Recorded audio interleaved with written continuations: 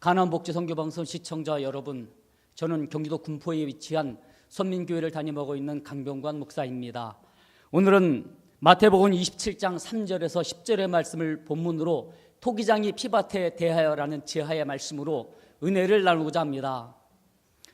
예수를 은 30에 판 유다는 예수가 정죄되어 빌라도에게 넘겨지는 것을 보고 그제서야 마음의 가책을 느껴 제사장들에게 찾아가 은을 돌려주려 합니다. 그를 사로잡았던 마귀가 떠나고 제정신으로 돌아온 유다는 때늦은 후회를 하지만 돌이킬 수 없는 것을 보고 목을 메어 스스로 목숨을 끊습니다. 마귀에게 잠시 이용당한 참으로 불쌍한 자인 것이지요. 그런데 마태는 본문에서 예레미야 선지자로 하신 말씀의 예언을 이루었다고 말했습니다. 그렇지만 마태가 착각한 듯 합니다. 왜냐하면 토기장의 밭을 사라 하신 예언은 스가랴 11장 10절에서 14절에 있기 때문입니다. 가룟 유다가 받은 은 30은 토기장의 밭을 사서 나그네의 묘지를 삼는 예언을 이루는 일에 사용이 됩니다. 그렇다면 본문이 뜻하는 바는 무엇인가요? 토기장이와 피밭의 상관관계는 무엇이란 말입니까? 제사장들은 가룟 유다가 성전에 던져놓고 간 은 30을 예수의 핏값임으로 성전고에 둘 수 없다고 합니다. 그리고 그 돈으로 지나가다 죽은 나그네가 죽으면 묻힐 묘지로 쓰기 위해서 밭을 삽니다. 그 밭은 토기장이가 토기를 만들기 위해서 진흙을 캐내던 밭이었습니다. 성경은 하나님을 토기장이요 인간은 토기에 비유하고 있습니다. 본래 하나님께서 인간을 흙으로 창조했다는 말은 토기장이신 하나님이 토기인 아담을 흙으로 빚은 것을 상징하는 말씀이지요. 그런데 하나님께서 쓰시려고 빚은 토기, 하나님께서 쓰시려던 아담, 쓸 수 없는 그릇이 되고 맙니다. 그래서 하나님은 토기를 다시 빚으셔야 했고, 그러기 위해서는 진흙을 캐는 밭이 필요하셨습니다.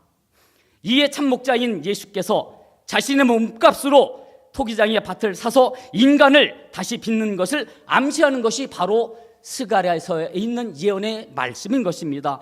이 일을 두고 마태는 구약의 예언의 말씀이 이루어졌다라고 한 것입니다. 나그네에게는 본향이 있기 마련입니다. 인간에게 이 세상은 타향입니다. 그러므로 나그네와 같은 생을 살다가 이 세상에서 죽는 것이지요. 그렇지만 아담 이래로 이 세상에 소망을 두지 않고 본향을 찾는 무리도 있습니다. 이들이 죽으면 묻힐 묘지가 필요합니다. 그래서 토기장의 피밭이 필요한 것이었습니다. 하나님께서는 예수께서 지불한 은 30으로 인간을 다시 창조할 토기장의 밭을 사신 것입니다. 그 밭은 본향을 찾아가는 나그네를 묻는 묘지가 되었고, 이 밭은 피밭이요 속죄의 밭이 된 것입니다.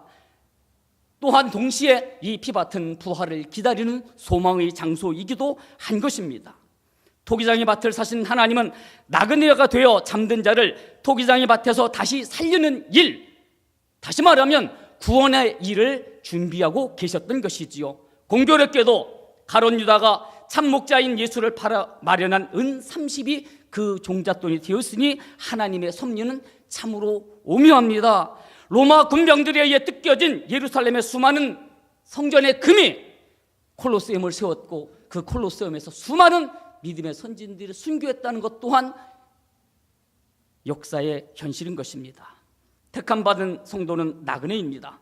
하나님은 이 나그네된 인간, 죽은 인간을 살리기 위해 속죄의 피밭이 있어야 했습니다. 그렇지만 하나님께서 스스로 예수를 죽여 속죄의 피밭을 살 수 없으니 가룟 유다, 제사장, 바리새인들의 악행을 이용하여 나그네의 부활의 밭을 마련하셨던 것입니다. 참으로 오묘한 인류 구원의 비밀이 담겨진 것입니다. 흙으로 빚은 아담의 타락으로 인해 필요한 속죄의 피밭, 그것은 그 밭을 천국을 향해 가는 나그네를 묻고 부활의 날을 꿈꾸게 하시는 하나님의 오묘한 섭리였던 것입니다. 십자가는 겉보기에는 실패한 것 같지만 승리의 영원한 모형인 것입니다.